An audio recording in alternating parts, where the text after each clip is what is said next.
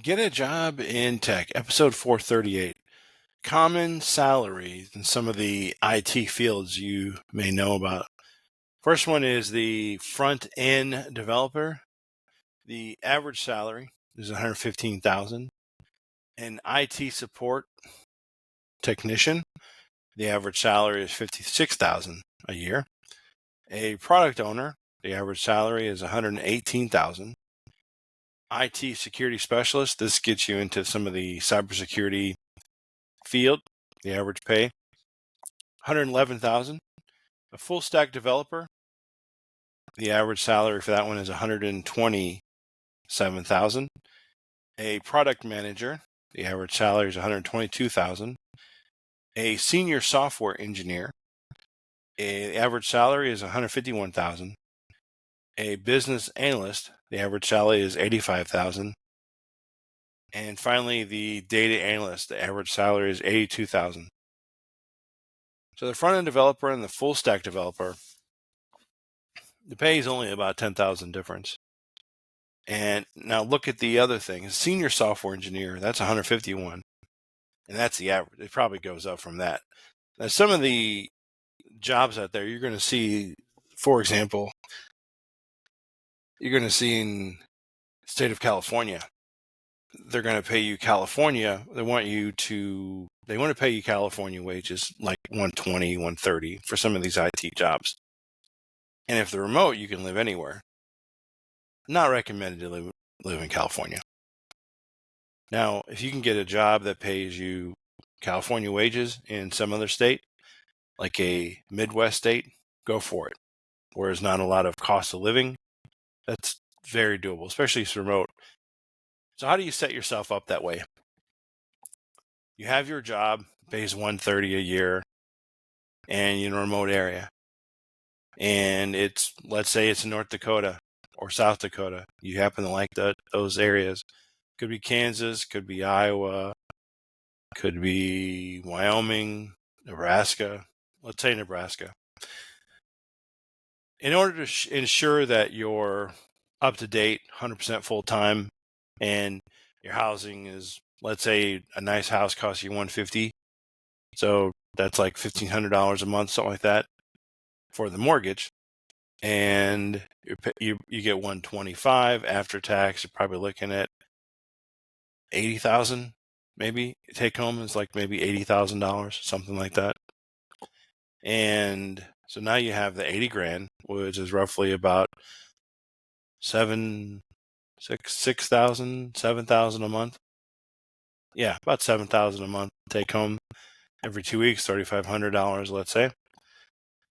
And so you buy yourself internet, and you buy yourself a backup internet. Maybe you have broadband coming in, you have a dedicated line coming in to your house, just to ensure that you have dedicated internet. And then also you might invest in a backup generator for your home, like a propane generator, just for power outages. Maybe your area is prone to power outages, especially if you live in the out of town where you're not in town. And then you have a nice little farm, set yourself up nicely. You have a YouTube channel, or you have a channel like that where you document your gardening. You have like an acre property that you grow tomatoes or fruit, vegetables on. Maybe you have a couple fruit trees, something like that. So you're living the life rather than moving in California or some other big city, New York, let's say, and you're just living. It feels like you're doing great because you're making in California or in New York City, you're probably making $200K. It feels like you're doing great. However, really just getting by. Your commute is probably an hour one way. You're going to live in New Jersey, most likely. You might live in Connecticut, which is a little farther than an hour. And you might get home. Obviously, you're going to go to work early, and you're going to get home at like 6 a.m. or 6 p.m. So basically, you live for the weekends, essentially. And you feel like great. You're making this money, and then it's just taking so many taxes out.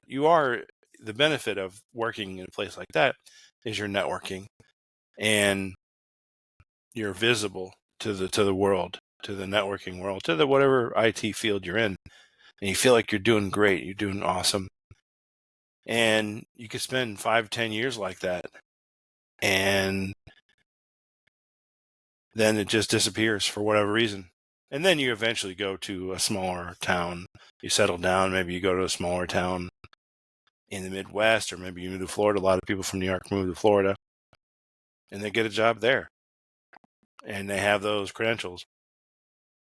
It's sort of like a hare and tortoise deal, where if you're the hare, you live in New York, and you do all these things, and you make this money, and the salary, of course, is great. Taxes are also a lot. And so what are you saving? Get the pros and cons of that. Versus a tortoise may look like someone who lives in a small town.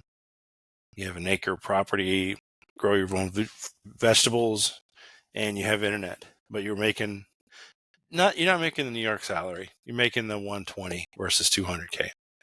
Something to think about, something to ponder in the future. I see the IT industry maybe 10 years from now. I see some of the jobs. I don't see them going away, but I see them scrutinizing more. You see some of these jobs out there that, especially the IT support, the average salary is 56. I remember, if you look at the history of some of these jobs, they were quite a bit more. And as more people started to learn how to do these jobs, the market became saturated with people until your salaries went down.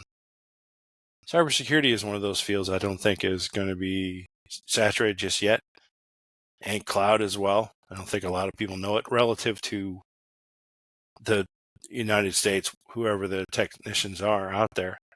Because you got to figure most people, I say this a lot, most people when they go home, they don't want to be on a computer. They don't want to learn or anything like that, which is fine. But they take themselves out of the pool of potential candidates or competition.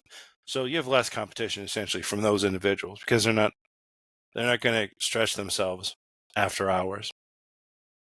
And that's, having said that, those same people in New York City, they're not stretching themselves after work as well. Do you really think they want to go and, after working a 12-hour day or working in theory a 12-hour day, meaning waking up, driving an hour, or taking the bus or taxi, whatever, for an hour, and then after work coming home for an hour? So that's essentially a 12-hour day if you think about it. Do you really think they want to spend another 3-4 hours a day on the computer learning? Highly unlikely. So that's not really your competition in these cases. Thanks a lot. We'll see you next one.